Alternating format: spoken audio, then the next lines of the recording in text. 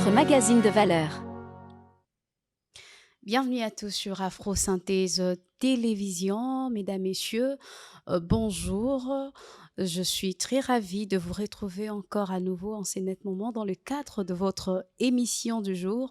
Mon invité est déjà là, comme d'habitude. Nous avons reçu aujourd'hui une dame remplie de talents, une dame que vous allez découvrir ensemble avec nous. Elle s'appelle Winnie Katingwa. Je pense bien que je n'ai pas massacré les noms, Madame Winnie. Bonjour. Non, pas du tout. Bonjour. Bienvenue dans notre plateau. Merci, enchantée. J'espère que vous vous sentez très à l'aise. Ouais, plus ou moins, ouais. Plus ou moins. Alors, nos téléspectateurs veulent découvrir d'abord qui est Madame Winnie Katingwa. Winnie Katengwa, elle est un peu complexe. Elle a plusieurs casquettes. Winnie Katengwa est artiste.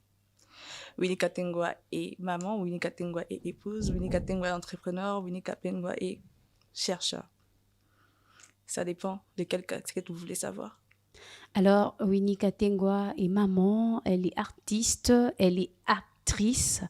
Avec tout ce que vous avez comme travaux, je ne sais pas comment arrivez-vous à vous organiser, au fait. Comment j'arrive à m'organiser, c'est quelque chose qui a pris énormément de temps parce que je ne suis pas née artiste, je ne suis pas née maman. Donc, avec le temps, j'ai eu tout un processus d'études, tout un processus d'apprentissage, tout un processus d'entrepreneuriat, de recherche par rapport à mes projets. Et c'est ce qui fait que je suis assez constante dans ce que je fais. Et c'est ce qui fait que j'en apprends encore. Et aujourd'hui, je suis capable de gérer tout ça parce que j'ai pris le temps d'apprendre, j'ai pris le temps de savoir, j'ai pris le temps de gérer. Mais c'est pas toujours facile, hein. C'est pas du tout facile, surtout pour les femmes. C'est pas facile. C'est pas facile. Alors, Madame Winnie, vous pouvez nous parler de votre parcours étant artiste et actrice en même temps. Étant artiste et étant actrice, oui, artiste, puisque je l'ai dans les sens, j'ai commencé à faire mes dessins un peu plus petite à l'âge de entre 9 et 10 ans. Mais on avait du mal à le voir comme un talent, à part entière, un talent accompli qui pouvait apporter quelque chose parce que tu sais, à l'époque, c'était non, on fait pas l'académie, tout ce qui a trait, comme on le dit chez nous, Misala Maboko, ne rapportait pas plus. Il fallait faire une option, une section qui pouvait te permettre de faire des recherches ou d'être dans un bureau. Voilà, cours de littérature, cours de recherche, cours de pédagogie, c'est qu'il y avait un sens. Mais après, je me suis révoltée. Donc, j'ai commencé en pédagogie parce que je ne pouvais pas faire autrement à l'époque. Il fallait soit tu fais ça, soit tu n'étudies pas. Et après, à un certain moment, je me suis révoltée. J'ai dit, OK, donc cette année, je ne vais pas à l'académie, je n'étudie pas. Donc, ils m'ont permis d'y aller à condition que j'y aille toute seule. Donc, j'ai pris les choses en main. À l'âge de 15 ans, je suis allée me faire inscrire toute seule. Et c'est là que j'ai commencé les écoles des arts. J'ai commencé les écoles des arts en 3e année. C'était un tronc commun. En 3e année, c'est un tronc commun où il y a tout le monde qui vient. Et après, en 4e année, on avait l'habitude de départager par rapport aux options qu'il y avait. Et donc, j'ai commencé en tronc commun, puis je suis allée en option de peinture en 4e année à l'académie et c'est là où j'ai obtenu mon bac, donc mon diplôme d'état en peinture. Et après à l'université, je suis allée faire les arts graphiques. Donc voilà, je suis licenciée en arts graphiques depuis 2018. C'est vrai qu'il y a eu énormément de problèmes, énormément d'épreuves durant mon parcours, mais l'essentiel est que je savais ce que je voulais. Donc voilà, il y a énormément de choses qui s'est passées, mais avant, il y a un ami qui m'a appelé une fois qui m'a dit, écoute, j'essaie de faire un petit spot, un petit speech, donc je t'appelle, je vois que tu as les visages des actrices et tout. J'ai dit, bon, ok, comme que j'avais rien à faire à l'époque, j'ai dit, bon, ok, je passe, on va s'amuser, on va faire quelque chose. Et c'est là que ça a commencé en 2017. Donc j'ai eu à jouer des courts-métrages. Ça, c'était des projets d'essai. Et du coup, je me suis lancée.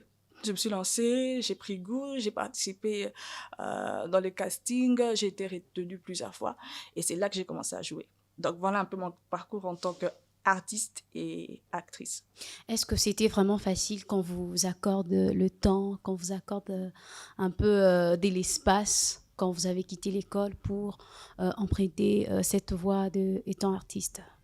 Le temps, la voix, c'était en fait la voix, je l'avais déjà prise bien avant, mais il fallait savoir ce qu'on veut. Il faut savoir ce que tu veux. C'est pas toutes les personnes qui finissent les études dans les écoles d'art, d'où l'Académie des Beaux-Arts, ne font pas nécessairement les arts ou n'évoluent pas nécessairement dans les domaines des arts. Il y a certains qui y restent, il y a certains qui partent. Est-ce que la famille a accepté avec beaucoup de facilité? Bien sûr, j'ai fait mes preuves. Donc il fallait faire ses preuves, j'ai fait mes preuves. Donc voilà, écoute, on ne savait pas. Donc, à l'académie, il y a une option qui utilise l'ordinateur. OK, parce que je suis graphiste, donc je travaille sur des logiciels. Et du coup, on ne savait pas qu'à l'académie, parce qu'une fois, j'avais besoin d'un ordinateur, on me dit, pourquoi tu as besoin d'un ordinateur? J'ai dit, puisque je veux concevoir. Mais tu conçois quoi? Là-bas, on dessine à l'académie, tu vois. Un peu genre, les gens pensent que là-bas, on passe le temps à dessiner alors qu'il y a bien plus. Et d'où j'ai expliqué ce que je faisais. Ah, d'accord, donc les affiches, les cartes, bon, en fait, c'est un peu banal, hein, comme ils pensent, cartes de visite et tout. Vous les faites, c'est vous qui les faites, j'ai dit, bien sûr. Donc j'ai fait mes preuves, ils ont compris que c'était quelque chose de bien, quelque chose d'important, qui pouvait me projeter. Alors que faites-vous le plus souvent? Les plus souvent, j'évolue. Je compte 6 ans d'expérience aujourd'hui dans le domaine de graphisme, mais professionnel, puisque j'ai obtenu mon diplôme il y a bien longtemps. Et je travaille en tant que graphiste responsable d'un département de prod où je gère des personnes qui travaillent sous la casquette des graphistes, parce que le graphisme a plusieurs options. Il y a la vidéo, il y a le partie 2D, partie dessin, il y a la partie où il faut étude du projet, où il faut élargir, travailler sur la communication et tout. Donc, je chapeaute un peu, tu vois. Donc, j'ai aussi mes projets à côté, des projets que j'ai eu à développer pendant que j'étais étudiante, en fait, c'est là que je me projette aujourd'hui. Donc, quelque chose qui vient de moi, quelque chose qui peut me permettre de faire quelque chose vraiment qui est utile, quoi. Me sentir utile, c'est de faire quelque chose qui vient de moi, apporter une solution à la société, quelque chose qui peut résoudre un problème à la société. Et donc, voilà. Madame Winnie, vous avez dit au début aussi que ce n'était pas facile quand vous avez commencé. Mm. Quels sont le problème ou le barrière que vous avez pu rencontrer durant votre parcours? La femme. Être femme, Compliqué. c'est la raison pour laquelle je disais aujourd'hui, on ne comprend pas ce que c'est cette histoire du 8 mars, l'égalité de sexe et tout. Je ne sais pas comment les femmes prennent ça, mais la femme est différente de l'homme. On est différent. On ne sera jamais les mêmes. On n'aura jamais la même vie. On ne gérera jamais de la même manière. C'est ça le problème. Le fait que je sois femme a énormément pesé sur ma carrière. Parce que dans ma jeunesse, j'ai eu à avoir des enfants. Donc, j'ai dû arrêter avec ma carrière un moment parce que je devais m'occuper des gosses. Et à un certain moment, je devais me relancer. Ça a été difficile. D'accord? D'où j'ai pris les choses en main après et je me suis relancée. Mais j'avais un objectif. L'objectif, c'était de comprendre ce que je faisais, de faire ce que je voulais et de comprendre, en fait, le contexte du travail dans lequel j'étais et dans le contexte professionnel, comment j'allais me projeter. Et donc, c'est comme ça que j'ai pris les choses en main. Je suis rentrée à l'université et j'ai travaillé dur. J'étais tout le temps entourée des garçons parce que je devais apprendre les logiciels. Donc, c'était pas, tu es là. On n'apprend pas, hein, on n'apprend pas. Tu te réveilles un matin, voilà, j'ai maîtrisé le logiciel, j'ai maîtrisé l'ordinateur. Non, il y a des formations pour ça, vous le savez. Mais moi, je suis allée entourée des garçons. J'étais tout le temps derrière le tutoriel, tout le temps derrière les étudiants, tout le temps derrière les garçons pour essayer d'en apprendre un peu plus parce que c'était les garçons qui avaient l'habitude d'énormément bosser là-dessus. Alors, j'ai bossé et je suis arrivée à mes fins. Et donc, j'ai commencé une carrière professionnelle parce que c'est différent. J'ai appris, jusqu'à ce que je suis devenue pro. Alors, quelle est votre plus grande réalisation jusqu'ici? Ma plus grande réalisation, c'est Android Africa. Ma plus grande réalisation, c'est ma propre boîte que je suis en train de mettre en place. En fait, Android Africa est une start-up que j'ai conçue. L'idée est venue en 2016 quand j'étais en train de travailler sur mon travail de fin des cycles. Alors, j'ai travaillé sur les symboles et les signes, hein, les symboles et les signes des langages graphiques des smartphones. Alors, j'ai eu à innover. Donc, j'ai fait un travail de recherche là-dessus et j'ai eu à innover. Donc, j'ai créé une nouvelle interface pour Android à l'époque. Donc, j'ai vite couru au ministère de Recherche scientifique où je suis allée faire suivre le projet et ça a été validé et j'ai fait protéger mon projet. Mais c'est n'est que 5 ans après que j'ai eu l'opportunité de présenter ces projets, en fait. Et voilà, ça a commencé là, ça a explosé. Et j'ai eu à avoir des différents prix, j'ai eu à avoir des différents soutiens. Et là, mon projet est mis en place. Donc, je travaille sous plusieurs angles. Je travaille sur des applications. Il y a l'interface, mais je travaille sur des applications. Et aujourd'hui, je compte me lancer. Donc, c'est là que je me vois, c'est là que je me projette aujourd'hui. Avez-vous de bons souvenirs dans ce que vous faites? Des bons souvenirs. Ouais, ouais, les bons souvenirs, c'est tous les prix que j'ai gagnés. Vous avez gagné de prix et quels sont ces prix? J'ai gagné en 2019. Les prix qui m'a vraiment lancé, c'était en 2019 où j'ai gagné la masterclass de l'inventeur et l'innovateur congolais en 2019. Puis après, j'ai reçu plusieurs prix. Donc, en fait, ça m'a donné le goût, quoi. En fait, j'ai dit, OK, je savais pas que les trucs que je faisais étaient très, très bien, c'était très, très important. Mais les gens ont vu du potentiel dedans.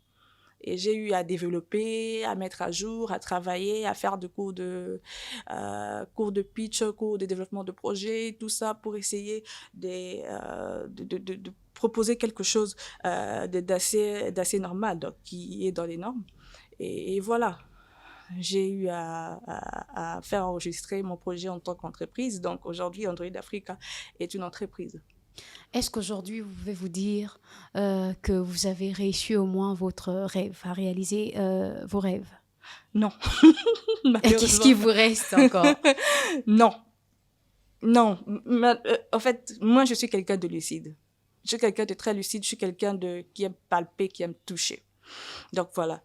Tant que j'ai pas touché les millions de mon entreprise, j'ai rien fait. En fait, je rêve pas. Mais l'entreprise est déjà mise en place. L'entreprise est mise en place, mais tu sais, il y a énormément de choses. Nous ne sommes pas dans un pays qui nous permet d'avancer aisément, surtout pour les jeunes. On n'a pas de soutien, il faut se battre tout seul. Ces projets demandent énormément des moyens et il faut se battre, essayer de trouver un petit salaire, un petit rien par-ci par-là, essayer de concocter quelque chose et mettre en œuvre, rajouter, tu vois. Tout ça, c'est compliqué, ça demande énormément de temps. J'allais même poser cette question, les difficultés que vous avez rencontrées ou que vous rencontrez jusque-là. La difficulté que je rencontre, c'est ça. En fait, les fonds. Les fonds. Les entreprises innovantes ont besoin de fonds. Ce n'est pas comme une entreprise de cacahuètes ou une entreprise de...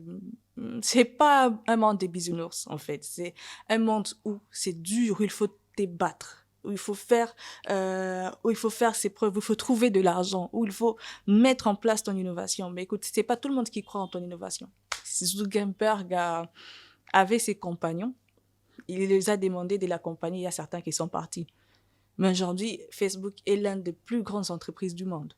Donc, c'est pas tout le monde qui croit en ton innovation. OK, qu'est-ce qu'on va en faire? Je sais que ouais, c'est beau, mais écoute, voilà, après l'argent, on sait pas s'il y aura retour sur un investissement et tout. Et donc, voilà, c'est un peu la difficulté que je rencontre. Mais l'essentiel, c'est de croire en ce que je veux et en ce que je fais. Donc, je continue d'avancer. Madame Winnie, hormis l'entreprise que vous avez mise déjà en place, est-ce que vous avez une autre ambition en dehors de ça? L'ambition, c'est pour mon Afrique. L'ambition, c'est pour mon Afrique. Je suis quelqu'un qui a compris, qui me suis réveillée. Je me suis réveillée un peu tard, je le dis toujours. J'ai énormément de regrets d'avoir compris énormément de choses sur mon Afrique un peu plus tard.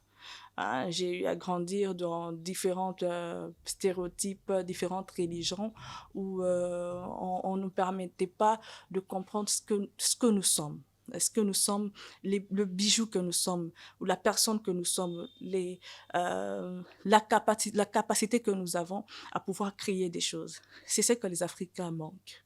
Et mon rêve, si je dois parler du rêve, c'est de faire de l'Afrique ce qu'il mérite vraiment.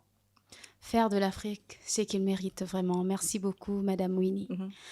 Nous allons clôturer déjà, mais j'aimerais que de clôturer na lingala. Ok. Il y a de jeunes filles, il y a des dames qui vous regardent, mais oyo bazali un peu découragées, oyo baza koka ko s'en sortir te parce que bazotia liboso aspect féminin na bango. Conseil nini okikopesa na bango?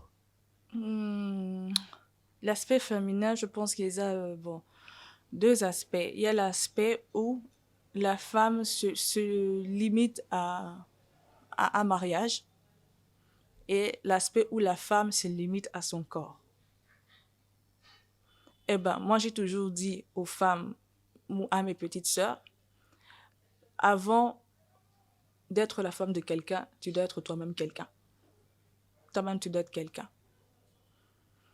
Aujourd'hui, le monde change. Ce n'est pas parce que le monde change qu'on va oublier nos cultures.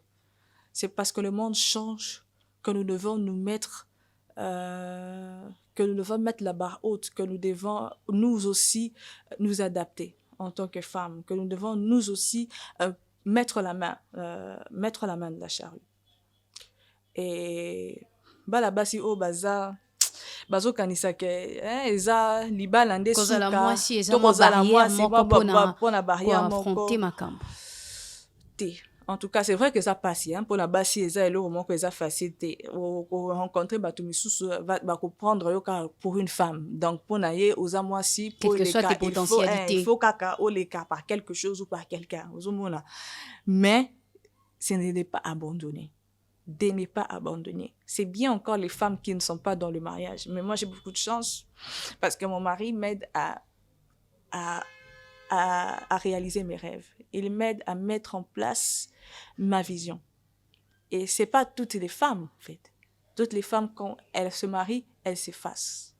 Elles se perdent. Hein, à Bungi.